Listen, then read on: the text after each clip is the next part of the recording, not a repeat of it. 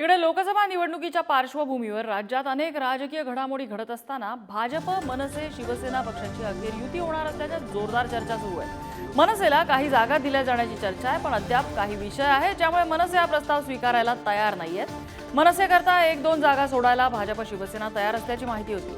लोकसभा निवडणूक न लढल्यास राज्यसभेचाही पर्याय आहे, तर भाजपच्या चिन्हावर निवडणूक लढवण्यास महायुतीचा प्रस्ताव राज ठाकरेंना अमान्य असल्याचंही कळतंय। पुढारी न्यूजच्या हाती माहिती लागली आहे। महायुतीकडनं आता नवा प्रस्ताव सादर केला जाणार आहे आणि त्यानंतर पुढचा निर्णय होईल।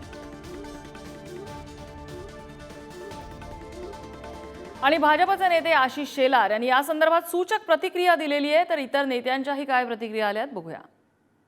मनसेला सोबत जे आहे ते भाजप दक्षिण मुंबईत घेणार आहे। एक वेगळा पर्याय मनसेचा सुद्धा भाजपसाठी असू शकतो, युती होऊ शकते। आज तरी या विषयावर निर्णय झालेला नाही। या विषयावरची चर्चा योग्य पातळीवर चालू आहे।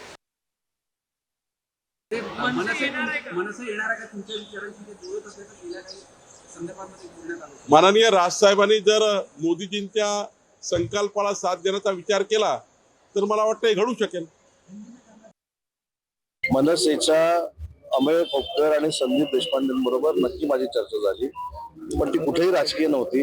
अमेय खोपकर हे माझे अतिशय जवळचे मित्र आहेत आणि त्यांचं मध्यंतरी त्यांच्यावर शस्त्रक्रिया झाली होती, त्यांना बघण्यासाठी मी कॉफी टेबल त्यांच्या कॉफी हाऊसमध्ये गेलेलो होतो।